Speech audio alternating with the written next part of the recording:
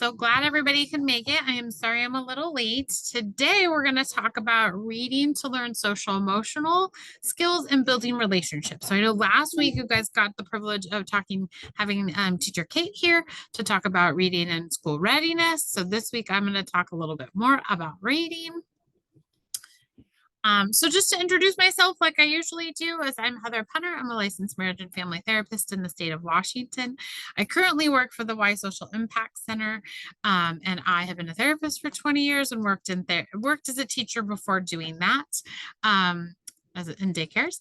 And now my role, I'm here at the Muckleshoot Tribe, is to be the social emotional support for our CCDF, MCDC, and MELA programs.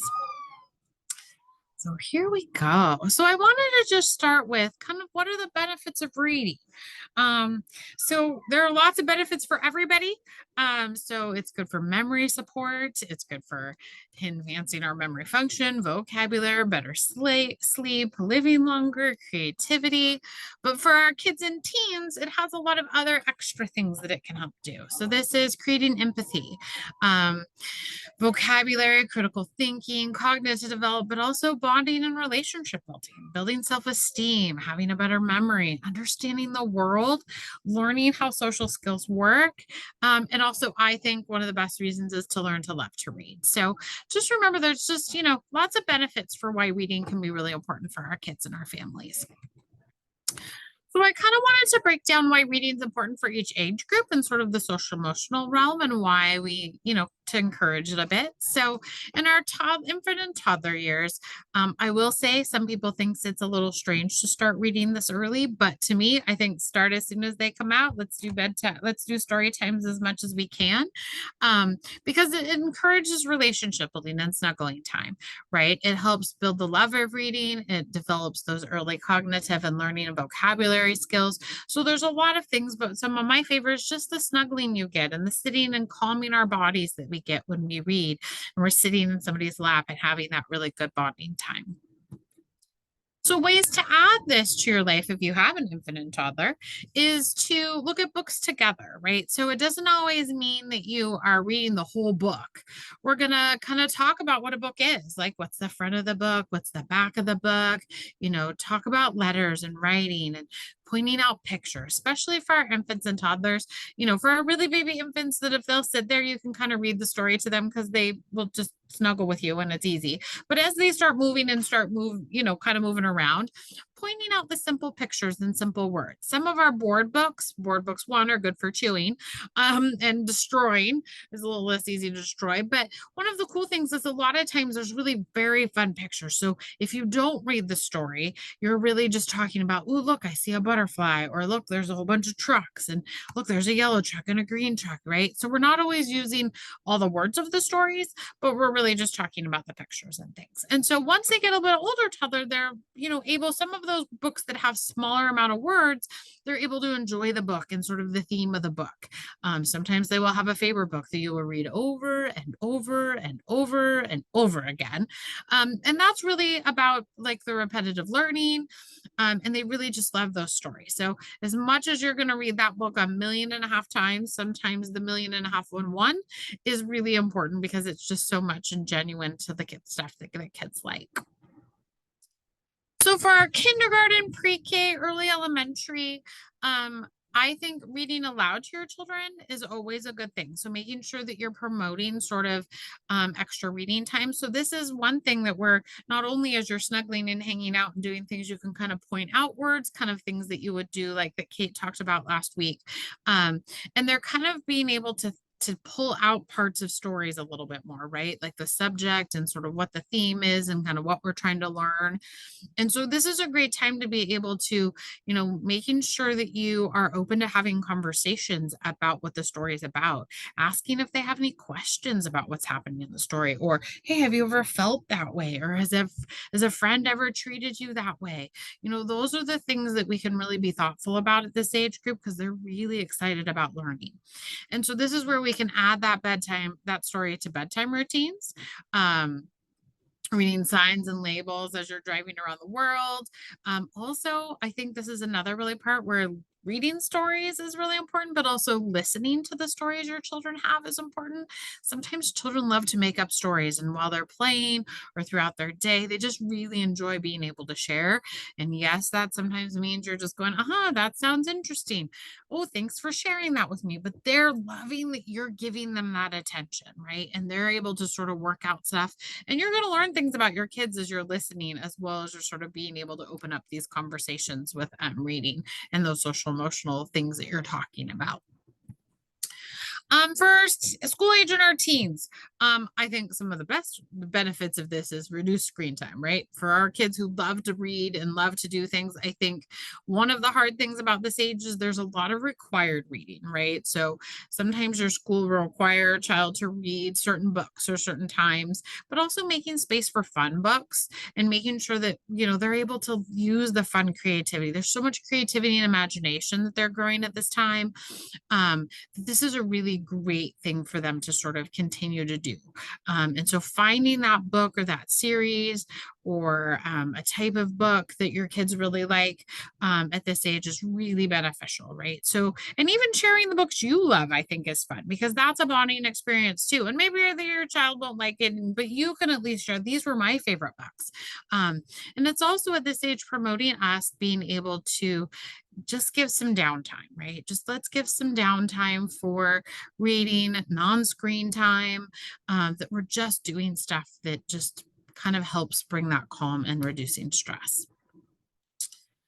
So here's some of the social emotional things that you can learn from books around you. So this is also something for you guys as parents and caregivers to be thoughtful about is if there's things that your children are having a hard time with, these are the things that may be bringing those books into your family. So understanding the world around us, I think is really helpful. I have a little guy who used to, we used to read the Atlas. He loved the Atlas, right? Or I have another little kid who loves bug books, right? And so there's so much that they can learn. And sometimes, as crazy as it sounds, some of the books that we're teaching them now really develops that growth mindset in them that's what they're going to do when they grow up. So you never know. And we really want to be able to share about the events of the world and share about how the world works and what the world looks like so that we can open those possibilities up for our kids. Understanding grief and loss concerns. So not only is this the passing or the death of someone that we might love or a pet that we might love, but this is also moving schools. This is losing a friend. This might be there's books about having to give your blankie up or your binky up or growing up and moving to a bigger bedroom. All of these are really grief and loss kind of concerns. So anytime we're missing something or we're losing something, that's a grief and loss. So kind of thinking that, and this time of year is definitely, we have graduation, we have kids who are moving to new classrooms. These are all just a reminder, those are also grief and loss. So books about what it's like to be in kindergarten can be really helpful because we're opening things up. There's some books about saying goodbye. These can be really helpful at those times. And just like I said, saying goodbye to loved ones is another one. Fighting and bullying and friend making can be another topic. There's lots of books about these. And one, it gives you a great place to have a conversation about what is a friend and how you can be a friend, but also what happens when somebody's fighting or bullying or hurting your feelings. What does that look like? Going to school and trying something new. These are great books. There's lots of them out there. I mean, there's Jamie Lee Curtis has a book called my year of firsts, and it's all about all the firsts that this little character does. Or starting a new kindergarten the night before kindergarten or the night before first grade, which is kind of a play on the night before Christmas. But it has a little bit, and those are great books to sort of help us talk about what it means to do something new. Having a new sibling. This is a great time to bring books in because especially for those who are going to be big brothers and big sisters, it's a lot to figure out what your role is and what that's going to look like. There's a lot of feelings involved. Are we jealous? We have to share. We're excited. I just want to hug my mom. These are lots of things. So these are good social emotional concepts for kids to understand. And books can bring that to them in a way that's different than us kind of just talking about it. So they can see it. They can kind of ask questions. Doing chores is another one. And then also what's it mean to be part of a family and feeling loved. So these are all really great concepts that you can kind of find in books that are really appropriate for our kids to sort of be talking about and kind of working on. It gives you great opportunities to have connections. And the cool part is if you put in Amazon or you put in Google or whatever your favorite local place to do is, and you can just put kids books on this subject and lots of books will come up. And one of the other really great things is every teacher has read almost every book on YouTube. So you can find those read aloud, but also going to the library to find a real book and talking about that are really good things to do as well. So ways to add reading to your family. I think starting early and often is great, right? So starting as little as they are, having those board books around, sitting with them and looking at books, those things, even as infants and toddlers, is really important to promote reading and also that togetherness and relationship. Spending time, like purposefully having time to read in your life, right? So whether it's a bedtime or whether you get home and you read books together before you make dinner and do whatever, finding time to make reading part of your day. Always having books around, going to the library. What does a library look like, right? Not everybody gets to go to a library, and I think libraries are really amazing. Things we're really lucky in a couple of weeks. We're going to have our teacher Robin, who's our librarian in the area, come and do a presentation for us in a couple of weeks about the library and reading for kids too. So we're going to kind of continue this reading bit. There are library apps. There's YouTube. There's audiobooks. I know lots of families love to do audiobooks in the car for our older kids, right? So listening to chapter books a little bit better than just everybody yelling at each other on their tablets in the car. Read a book together. Listen to a book together, right?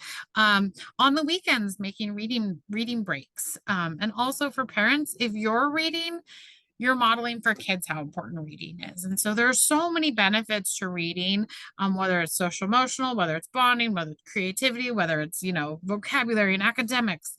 Reading really is something that can be beneficial to everyone at every age. So I also think it's really important to encourage reading as fun. Not everybody is great at reading. So I think too, as you're watching this, if you're having a child who's having a harder time reading, checking in with teachers about that, making sure that there aren't any reading complications or challenges that they might need help with, whether it's a visual thing, whether it's an auditory, whether it's comprehension. We want to make sure that because making reading fun is really important. We want it to be curious. We want it to be creative. We want it to be fun. We want them to learn about the world. And what better way to do that is to immerse yourself in the art of books, right? Somebody took the time to read or write and make this book this amazing thing it is. So we really want to make sure that we're promoting reading as fun, not as this horrible thing that you have to do. I was with some kids the other day who were like, I have 30 minutes of reading to do today. And they were just so sad because that required reading can be a lot for some kids. But if everybody's doing it together and it's the thing your family does, it makes it a little bit easier for everybody. So just remember, reading fun and modeling reading can be really helpful to getting everybody in your family to reading. I really also just want to kind of touch on this, and this is kind of the last part of today, is how to learn how to respect books. I think this is also part of that social emotional learning is how we respect people's art and creativity and how we use that because someone really took the time to write this and to illustrate these books. And so being able to talk about what an author is and an illustrator is and where the front page and where the back is and where, all the parts of the books are really good. And so sometimes if you're using a tablet or, using a virtual book, you can still talk about the author and you can talk about the illustrator because again, this is a form of art and we want to really let kids know that. And we also want to be respectful and kind. And I think that's a really important social emotional skill to be able to do is to be kind of respectful to all things that people are doing, even if it's not something that we love and is our favorite. So, all right. Well, I think that's the end of my conversation about social emotional reading. Does anybody have any questions or anything that they'd like to share? Want to make sure there's space for that. Like I said, next, and the